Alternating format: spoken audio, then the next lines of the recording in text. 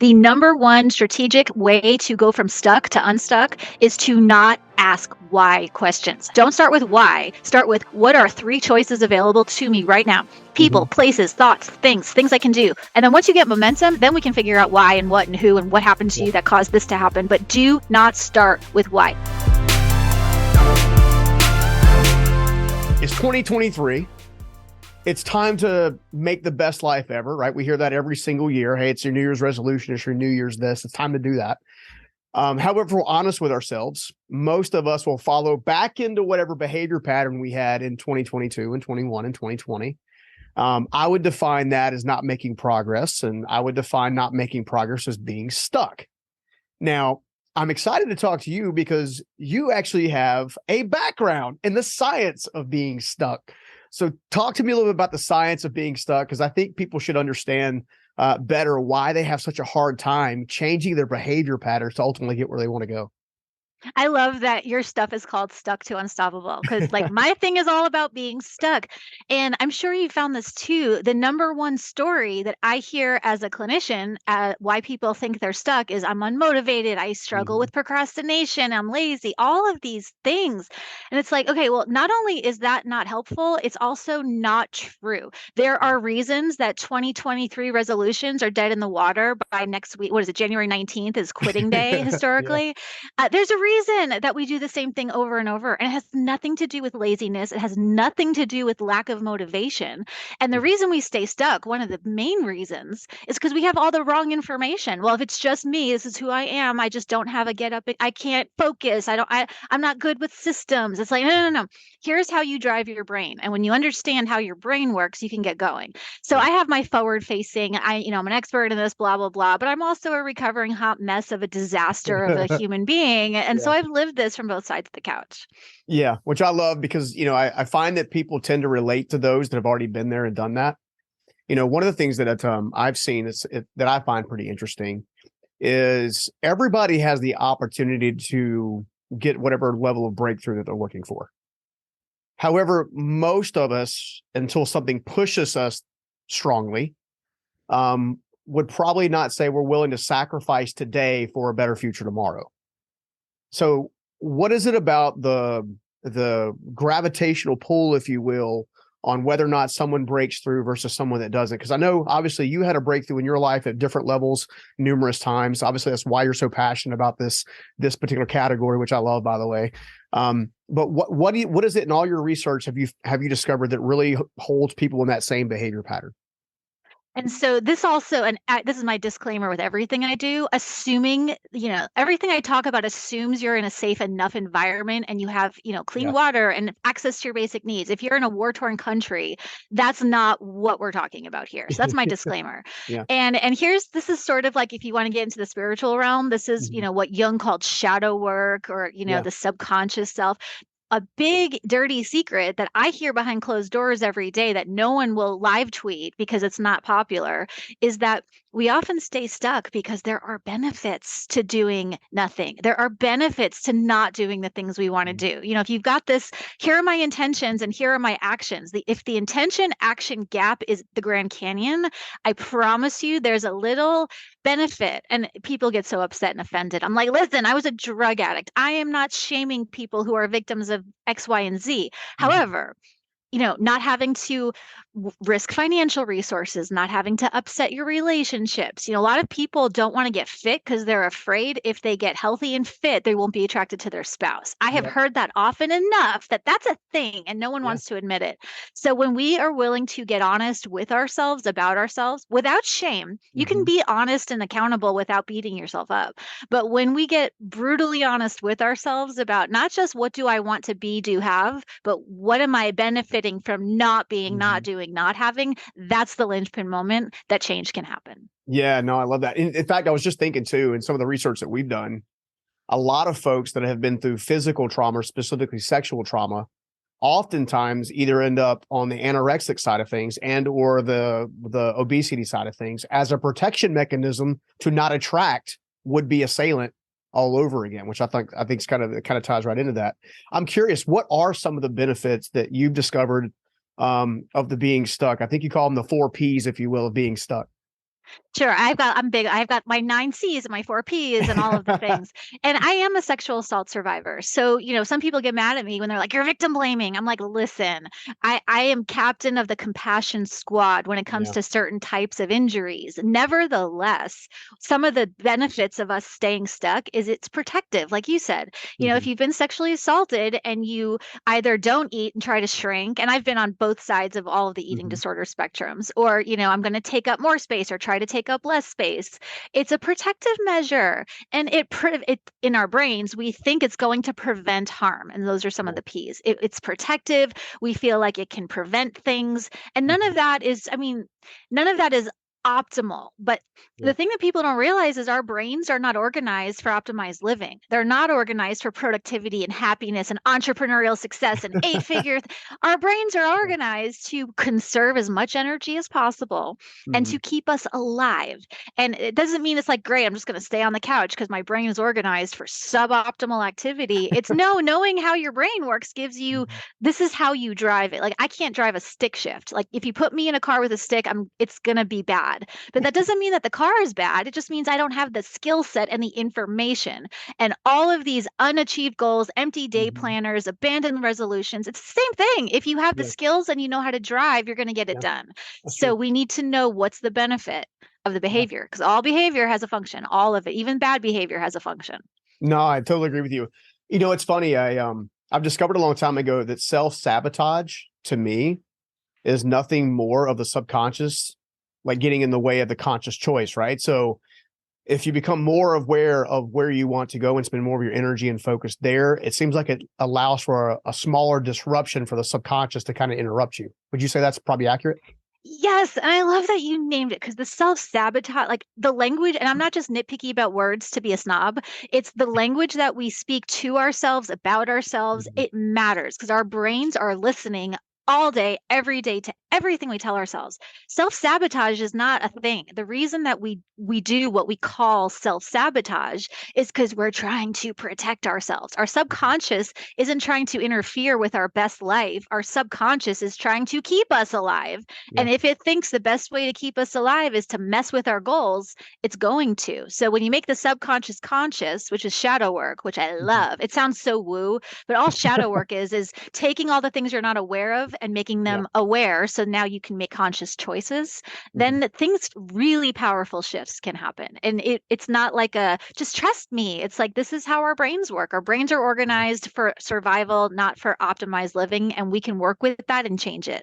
Yeah, no, that's so good. I was just thinking to myself too, when it comes down to it, as you're kind of used, you can see, I guess for me, obviously I had a fairly traumatic, numerous different things like, just like you. Um, One of the things that became pretty self-evident is the intentional focus of becoming increasingly more self-aware on a day in and day out basis. I just had a meeting with one of my management teams, and they're like, you do realize that when people want something in the company, they don't come to the leader, they go to you. And then you disrupt that by accident because we know you're aware of this, but you can't help it because your heart's this big. Like, dude, like hook us up, like stop taking those conversations. And they're right. I do know that. Like I know that I want a team that does X, Y, and Z, and I want them to feel, like that this place is going to take good care of, and I want them to perform at high levels and all kinds of stuff. But even then, I have to stop in the moment. Like 30 minutes after that conversation, I had a team member walk in and say, "Hey, I got this going on." He said, "You know what? I'm going to take a step here towards the right direction, becoming more aware." Right. So I'd say, "Okay, well, here's what I want you to do. Rather than talk to me about it, go ahead and talk to your team lead about it." Right? Because you're bringing yourself into your workspace, your business on a consistent basis. You're bringing you into your relationships. I think I don't forgotten who said it, but they said one of the greatest things you can do to change your relationships is to work on you. Right? That whole category. When we start looking at leveraging stuck for us rather than against us, and maybe use the shadow work framework, how what are some tactical or practical steps? Like if I'm going to change my daily routine, in what way will we do that? So the number one, forget about shadow work and subconscious and all of these, which I love, but like putting them aside for a Mhm. second, the number one strategic way to go from stuck to unstuck is to not ask why questions. And I know that's counterintuitive because all of the business information say start with why, know your why. Like that's cool if you're talking about business development. That is not cool when you are stuck in this gap between what you say you want and what you're doing. Because why just keeps you, why am I not doing the thing I want? I don't understand why I keep doing the same thing over and over. That's not helpful. Like I can sit here and analyze your why and get out my whiteboard, but knowing why something's happening does not change it. To get from stuck to go, don't start with why. Start with what are 3 choices available to me right now? People, places, thoughts, things I can do. 3 little ones, not giant steps, but what are 3 micro yeses that I can pick from now? Pick one and go. And then once you get momentum, then we can figure out why and what and who and what happened to you that caused this to happen. But do not start with why. The number one contributor to staying stuck is starting with why. Throw the why, put the why on the shelf. We'll deal with why later. So are we going from why to what then? Yes. Forget why. What are 3 choices? What of those 3 choices am I going to say yes to? Find a yes, because yes is where your gas pedal is. And then once you get momentum, this is a physics principle, a spiritual principle. It's just true. Momentum produces more momentum. An object in motion will stay in motion. But asking why is sort of contributing to this inertia of the nothing and the stuckness. I'm a big believer in asking why only in the moments of reflection. Yes. I don't ask why in the moments of direction or application. Yes, exactly. Like if a building was on fire and you and I were having this conversation, like, okay, the building's burning. So why is this building on fire? I wonder what happened. Out the door. See you later. Peace. Get out the door. And then once we're safe and once we've gotten to somewhere grounded, then why is actually incredible. Like you said, it's very important to know why, but you don't start with why when there's a moment that needs to have action. Do why step 5, do what step 1, and watch how fast you get moving. Yeah, no, I love that. The other thing too, I was thinking of too is, as someone who's managed to myself break through some things and have a reasonably successful career so far. I would consider it successful. I get to do some of the things that I love doing and help a lot of people. One of the things that kind of sticks out of my mind a little bit is the importance of leading by reading. So I'm a big believer in one of the reasons that I was able to make a transition. I believe you made a transition because we got into part of our how and our what was like reading quality materials, getting quality mentorship, and going through those processes, which is actually how I discovered you, because you have this brand new spanking book, right? The Science of Stuck, right? Which I just loved. Inside of that, I one of my biggest things that I thought was the biggest there's lots of takeaways. But one of the ones that I absolutely loved, is leveraging anxiety for you when everybody else is running from it, right? And I got to thinking, I was like, is anxiety really just being uncomfortable? Like, is it really anxiety? Right? Yeah, I'm smiling so big because, again, I grew up with anxiety disorders. I've had what we call panic attacks. It's awful. It is a profoundly unpleasant feeling. However, anxiety is nothing but unmobilized survival energy. And so the more we medicate that energy, the less clear we are on what we want, what needs to happen, where we need to go. Anxiety is awful, but we need it. It's like without it, we're going to have no get up and go energy. So rather than trying to get rid of, how do I stop panic? You don't need to stop panic. You need to understand panic is energy. It's fight, flight, freeze energy to keep you alive, but you can harness that and use it to achieve your goals. Well, I just feel so, making those sales calls just freaks me out. I'm like, my hunch is it's the story you're telling yourself about the sales call that's freaking you out. And since we're taking the why out of the equation, what are 3 choices? I could call this person, and that person. This person's the least scary, so do that one, go. Once you take the story out of the equation, anxiety is pure unmobilized energy that we can use. And again, I say that with a great deal of compassion, because if you don't know that's what's happening, it's terrifying. But panic doesn't attack. Panic is a response to the environment, but nothing in our physiology is out to get us. And so panic is not an attack. It is a response. For sure. And the reality is I know you've done a lot of caveats and trying to help people understand that, look, I've been there. I got it. I understand. I've recently discovered that we all have to be one part lion and one part lamb at any given moment. And one of the things that in that framework specifically that I've also discovered is if it's not truthful, it won't be helpful. Right. So one of the things I think we're both trying to communicate to everybody watching or listening specifically is no matter where you're at, the thing that you're afraid of, the thing that you are trying to run away from, the thing that you're putting distance from is probably the very same thing you need to surrender to. right?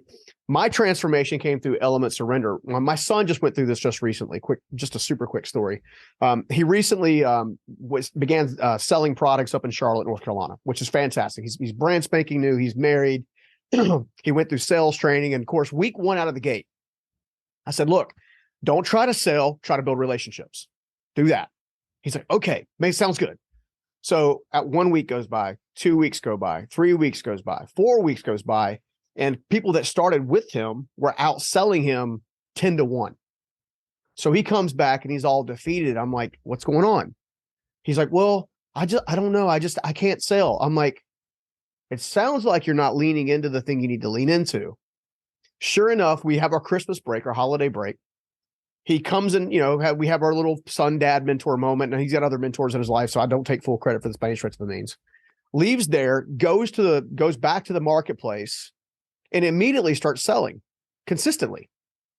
So he calls me, and of course he's excited. This is just a week or so ago. Calls me, he's excited. Guess what? I'm like, "What?" He's like, I sold 7. I'm like, "Really? Congratulations. That's awesome. What changed?" He goes, "I realized I was just looking at it all wrong. I was spending so much time like they're not going to buy from me. Like so much time in insecurity rather than just putting yourself out there." And I find that a lot of us, at least for me, would operate from an insecurity perspective that was actually built on a traumatic experience earlier that actually taught me a life lie that wasn't true. So how does trauma shape our behavior patterns and thought patterns as it relates to all the things that we're trying to basically bring forth? And the trauma piece is huge. And a lot of people think that trauma only means that, these horrible things. I had a bad childhood, or I was in a war or assaulted. But like there's a million ways that the human brain, I just think of trauma as being overwhelmed, or your brain gets stuck. So, if people are tripping out on the word trauma, just don't worry about the word. Has there been a place in your life where your brain was overwhelmed or flooded or not getting enough of the thing it did need, or, getting too much of things it didn't need? It doesn't matter. But trauma will always create a story of not good enough, not worthy enough, not capable. Always, always, always. And again, it's those little story makers. They're not bad. These parts of us that tell us we're not good, we're not capable. It's just that they don't have the right information. That would be like, to use the car metaphor, me sitting in an empty, in a car with no gas and going, "Oh, what's wrong with me? I'm such a bad driver. Like, I just can't do this driving thing." It's like, no, the car is like, the tank's empty and the gas station's up the road, and I'm going to help you push the car. And once the gas is full, like, off you go. And so people don't understand that these traumatic experiences from whatever level will create these stories, these narratives of not enough, not capable, etc. And they're just not true. It just, like the thing that we think makes us broken are often our brains just doing what brains are supposed to do, which is keep us alive. And again, if you know the design of how the brain is organized and how it interprets, then, I still have imposter syndrome. But when I hear that voice that says, "Don't say that, don't do that, don't write that, don't put that out into the world," I usually go, "Thank you for your input. I so appreciate it. So appreciate it. Thanks for being here. I got this." And then off you go. It's like managing a team. You want to listen to everybody's input, but that doesn't mean you're going to believe everybody's tale. So we want to put the stories to rest. And then that's why we want to just pick something and go, because that interrupts the storytelling that keeps us stuck. The stories will always shut us down a lot faster than the task, no matter how uncomfortable the task may be. Yeah. I mean, one of the number one things that I've routinely heard throughout the course of time we've had the show from folks that have, started off in very difficult circumstances, done some really, really amazing things nowadays. One of the number one things that comes up routinely, consistently, is like, if I had to choose one thing that could get you ultimate breakthrough, like today, like to literally go from stuck to unstuck, one thing, it's like, change the way you talk to yourself, period. Yes. For some reason, we talk to ourselves in ways that we would never talk to our loved ones consistently. Talk to me a little about the science of self-talk, since it's so important, so we can maybe help the listeners and the viewers really break it down even further. I want to be able to get to them to the point where they capture it and say, "Ooh," just like you were talking about, "Hey, I got this. Appreciate your input." So, and this was one of the most fascinating things I discovered in my research and in my personal development and my healing and all the things, is that, I've seen memes that say, "Be the person your dog thinks you are." So it's like, talk to yourself the way you would talk to your dog. But instead of, most of us, when we think or we talk to ourselves, it's in "I suck, I can't, I shouldn't, blah, blah, blah." But instead of using I statements, talk to yourself in the third person. And there have been studies that show, and I'll explain what I mean. Third person self talk actually produces better results because we tend to talk to other people more kindly than we do to ourselves. Yeah. And when we yell at ourselves and we beat ourselves up, we release cortisol, which creates more of a stress response, which creates more of the thing we don't want. So instead of saying, oh my God, I just can't do this, it's, hey, but talk to yourself like you were giving a pep talk to someone Yeah. on a little league team. Hey, Britt, I know you're feeling really awful. I know your stomach hurts. I know you feel like you're going to puke. I know you feel like the walls are caving in, but I promise you, I'm going to help you through this. You can do this. You got this. And it sounds so hokey and so cheesy. And I work with a lot of really high functioning people who roll their eyes and they're like, really, Britt? Like, I'm good enough and I'm smart enough and everybody likes me. I'm like, yeah, but Yeah. there's science to prove that talking to yourself using your name as if you're Mhm. talking to someone else, it works. So I don't care if it's cheesy. Yeah. Your way, my old way, your old way doesn't work. So Yeah. just from an efficiency standpoint, if you switch from I, me, my to talking to yourself in your name or your pronouns, like, hey, Brett, okay, she's really doesn't want to do this right now, but I know it's going to be okay if she goes. Use third person, Yeah. your name. That works because it Yeah. creates space. And Yeah. it's amazing how fast that one little shift in how you talk to yourself will work. Again, it's the number one thing that I see consistently through everybody we've had on the show and everybody that I know that's doing pretty incredible things, right? I think the difference between incredible and lackluster is nothing more than what we've just been talking about. Now, I am curious. I've also known several folks that in their traumatic experience seem to get to a place where they live in a victimhood mentality or in the victimization mentality. Mm-hmm. What is the science of stuck? How does all that, what can we do to help the victim mindset be eliminated and get them moving forward as well? And this one is it's such a sensitive area. And it's a place Mhm. where people tend to get really, really heated and they flex up because it's Mhm. not about blaming victims. Like, legitimately, terrible things happen to people. Terrible things happen to you. Yeah. Terrible things happen to me. And no one is taking that away. But we want to hold, and this is where like this binary either or thinking is totally useless. We want to hold space for two things to be true at the same time. Mhm. One, what happened to you was really bad. And is one of the most powerful like qualifiers in our language. What happened Yeah. to you was really bad, and it doesn't define you. What happened to me was really bad, and it doesn't mean I can't. What happened to me was really bad, and but here's where this little shadow thing comes in. And I will only speak for myself, not for everybody. But for me, especially when it comes to the relational trauma and the sexual assault trauma, and intimate partner Mhm. violence, and all of these things, I didn't deserve it. What I was genuinely a victim of certain behaviors. Mhm. However, and I will admit this, part of me stayed stuck because as long as I was with someone worse than me, I never had to deal with my own stuff. Ooh. And it doesn't mean I deserved it. And it doesn't Yeah. mean that, well, you stayed. So, if you stayed, it's your fault. No, no, no, no. We're not victim blaming. I am Yeah. admitting there was a benefit to my staying in Yeah. incredibly toxic situations because I could point and go, look, well, he's Yeah. up to. He's bad, I'm good. There we go. Yeah. But I had a very skilled therapist look at me and go, yeah, what happened to you was awful and you didn't deserve it. Mhm. And you have some crap that you're probably going to want to look at, or this is just going to be a cycle. But Yeah. if I was in victim mode, that felt protective. And Yeah. again, compassion on the dilemma, but you can own what happened to you without being defined by it and Yeah. without having it be a blanket that protects you from the work of self discovery. Self discovery smells, it's yucky, it's worth it, but it's icky. And Yeah. so being in victimhood sort of defers that process. Yeah. And that's not helpful. Yeah. Now, I've also seen this technique, because we've worked with a handful of folks that they're the victim mindset again, love, grace, hugs, like come here. I know it hurt. Come here. Like let's love on you some. All of that in a bag of chips. However, one of the things that we've seen work, and I'm curious to hear your feedback on it, is sitting down in a moment of reflection and saying, okay, what is this mindset actually costing me now? What is the mindset costing me? Like, what is it costing me to to not open myself up to possibility of personal and professional development? What is it costing me to not take care of my physical health because I'm worried about a future wound? What does it cost me to not put myself out there for a new relationship once I'm ready? Like, start working through some of those things. And it seems like we can get to a place where the cost of not doing work ends up being more painful than the cost of doing the work. And that's when we change.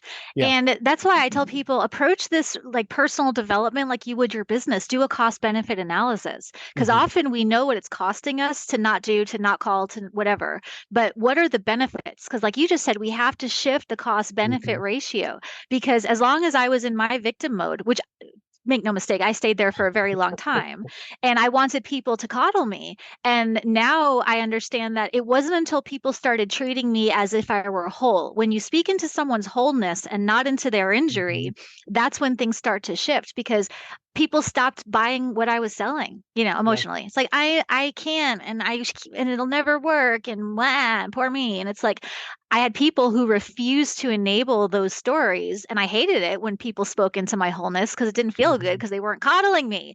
But Yeah. there's a way to lovingly call someone into their wholeness without denying them the reality of what happened to them. And Yeah. that's really the art of making the cost. We want the cost column to be so high that you Hmm. have no choice other than to go, okay, I surrender. I'm going to change. But as long as you're benefiting more than this is costing, you're not going to change. That's just humanity. Yeah. Well, I want to stay in this subject matter just for a second of trauma and victim mindset, even Mhm. self-sabotage a little bit, because I think at some level we've all done that. Like me getting as a teenager getting a bad grade, and when I thought everything in my dreams was based on me getting a good grade, it could seem like a traumatic experience, all the way up to physically being harmed and things of that nature. So we have both sides of the spectrum, but to that person, it's the most important pain at that moment. I'm curious from your feedback, in your research and everything, how does forgiveness play into that? How does forgiveness of the events, the circumstances, and the people free you, or does it free you? Like, what does the science show us? And I'm really big on forgiveness as a operating human principle, as a spiritual Mhm. principle, but there are a lot of faith traditions that mix up this forgiveness thing by saying you can't heal until you forgive. And Mhm. that is just not accurate. Like you do not need to forgive to create a new neural pathway. We know that trauma messes up your brain network and creates fight, flight, freeze responses and creates Mhm. all of this stuff that we don't want. Forgiveness is a very high level, very like conscientious decision that you Mhm. make. Like to forgive or not to forgive requires you to make a decision. But trauma impairs our decision making capacity. So it's not forgive and then you'll Mhm. heal. It's let's heal your trauma and then you can figure out what you want to do with the forgiveness thing. But Yeah. I spent some time in a faith based tradition that was very militant that if I don't forgive, I cannot heal. And that Mhm. what that does is it takes my choice away. Yeah. Now, the definition of trauma is you have no choices because if we could have Yeah. chosen, we would have chosen not to be traumatized. Yeah. So with this forgiveness thing, when you weaponize forgiveness and you take the choice away, that's going to freeze people in place. So it's Mhm. not that forgiveness is not part of the equation, but just like the why question, you don't start with forgiveness. Let's start with Mhm. validating what happened to you. Let's start not with letting someone else off the hook, even though that might be in your best interest. It doesn't Mhm. matter.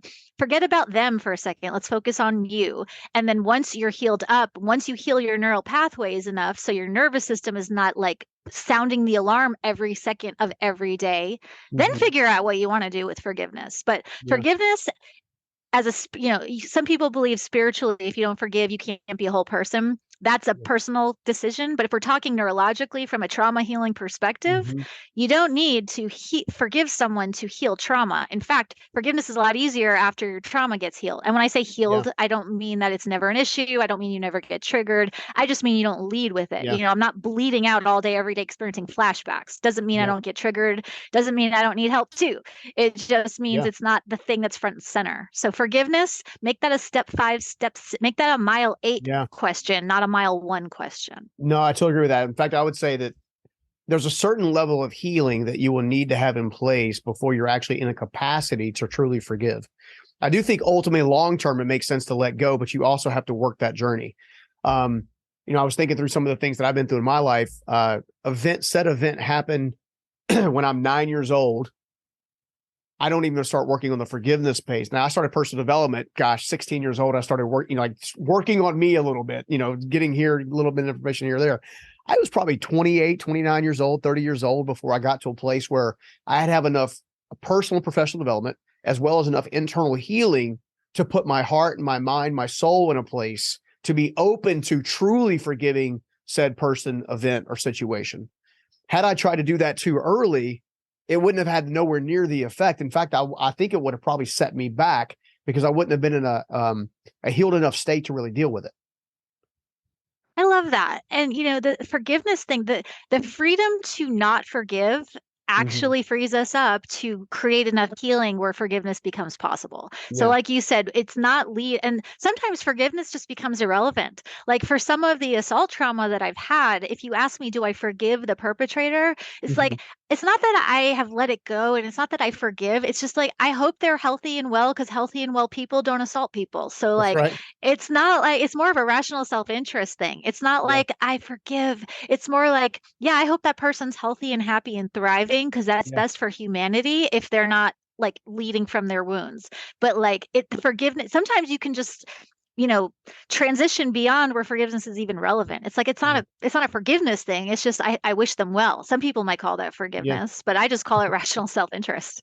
Well, I mean, look at it this way. I look at it this way too. Like, you are the person you are now due to traumatic events, but also due to the learning that has cost you or caused you to do as it relates to the healing portion, which has allowed you to actually give humanity back something really powerful. So I kind of know the answer to this next question, but I'm going to ask it anyway. I'm very curious to know because I actually like to know the the behind the scenes, VH1 behind the scenes, right? This is how this band became this band or whatever. I love that kind of thing behind people as well. The science of stuck. All right. I've been digesting it. I absolutely love it. It's full of all kinds of content that is a framework and for people who are legitimately trying to get there intellectually as well as spiritually and emotionally. I think it's a really powerful resource. How did you become so passionate about this concept of stuck? And two, why now? Why science of stuck now? I love that question so much. And the whole like everything happens for a reason that can skew into Mhm. toxic positivity. And, like I would love to have the knowledge I have now without the trauma that sort of Amen. birthed the knowledge, like can I have it both ways? Yeah. So, people say, there's a 12-step saying that I really love. It's that with enough healing and recovery, you'll neither regret the past nor wish to shut the door on it. So I Ooh. tell people I wouldn't want to relive 1 second of my history, but I regret zero of it. And if I could go back and trade in what I know now for an easier life, I would say no, because again, I don't want to repeat it. But, like if I had to have that to have this, it doesn't mean that it happened for a reason. It just means this is Yeah. the cards that I've been dealt. So I accept that and I surrender to Yeah. it. So, okay, why stuck now? I started working on the book oddly before the pandemic. Mm. And then the pandemic hit, and suddenly stuck was a quite literal state Global at a for global sense. Yeah. a global state of stuck. So I wrote this particular book because when I was in early recovery and my brain was all foggy and I was either like being on drugs or trying to come off of them or being high on bad relationships or trying to detox off whatever, I didn't have Mhm. the bandwidth to read the entire stack of books that everyone has sitting on their nightstand. Like Yeah. here's the anxiety book and here's the relational book and the boundaries book. I needed one book that sort of cherry picked the best of what everyone was saying Mhm. in like a Cliff's Notes. So my book isn't like here's Britt Frank's like guide to life. Like no. Mhm. Here's my show and tell of here's what I think the bottom lines about trauma are that you need to know to get Mhm. started. Here are the bottom lines about how to channel and harness anxiety. Here are the bottom lines about how to set boundaries. So you can have one place for everything and then you don't have to really invest in like okay, now there's this fluff and now there's this. It's like take out the fluff. Here are the bottom lines. And I Mhm. wrote that book because it's what I wish I had had. So I Yeah. wrote that book for my younger self who needed it. Yeah, no, I love that so much because I'm always telling people, and again, some friends of mine argue about where this quote came from originally. But I've always believed that one of the greatest purposes in life you'll ever have is serving the person you used to be. Well, you don't serve, you can only serve the person you used to be with the information that you know now based on where they are now, Yeah. right? And I love that so much because I love the fact that you're giving back in that capacity. We start thinking through the science of stuff. We start thinking through kind of breakthrough transformation, next what I refer to as next level living. It's crazy. Like I can speak for myself here.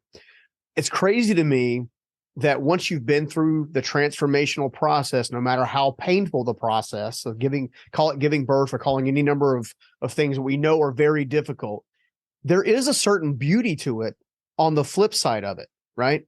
And I think for all the listeners and the watchers, our viewers, I want to make sure that they lean into that for 2023.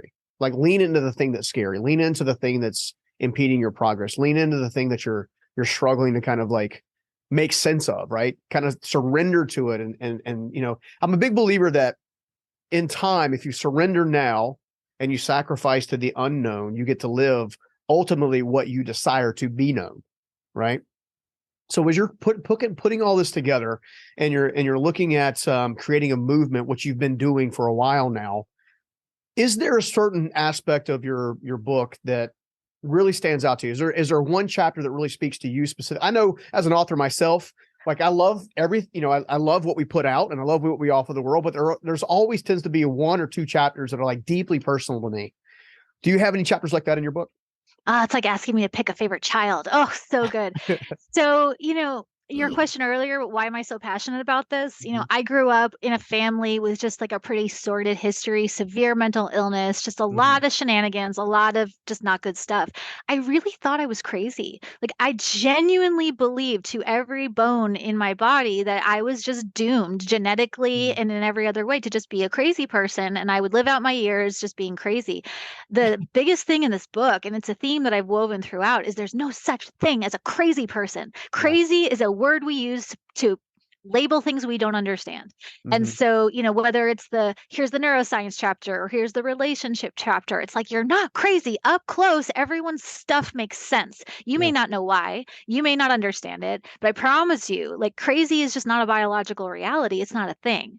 And so I really love the neuroscience chapter because that outlines here's what's happening. But I also love the shadow work chapter because, like, me personally, even though the book is like cherry picked bottom lines, I love a good deep dive. So I put footnotes. I've sort of breadcrumb trailed that for people who want a deeper dive. Understanding how to work on radical self-honesty, but without shame, I think is the key to all of this. Because if you are radically honest and beating yourself up, you're going to go nowhere. If you're lying to yourself, you're going to go nowhere. But when you can put radical self-honesty with radical self-compassion, watch how fast things shift, like powerful shifts. It's people think if I'm compassionate on myself, I'm co-signing on my bad behavior. And it's like, no, you can be compassionate and accountable at the same time. Those can coexist. Yeah. And it doesn't take that long to develop once you put the intensity behind it, from what I've seen. I'm curious. Obviously, so I highly recommend the book myself personally. Thank you. I mentioned everybody before, if you're going to grow, whether it's this year, next year, or whatever, you're going to need resources to get there. People always say, well, I know who I am and I know what I need. I'm like, if you knew who you were and what you need, you'd already be there. Right. Let's just be radically honest with ourselves. Right. And I say that with love because I was one of those folks. I already know this and I already know that. And then I realized very quickly that books, resources, tools, mentorship are legitimately what it takes, because the kind of stuff that you are sharing with the world and the kind of stuff that we both believe as it relates to breakthrough and transformation and all this kind of stuff is not taught in school.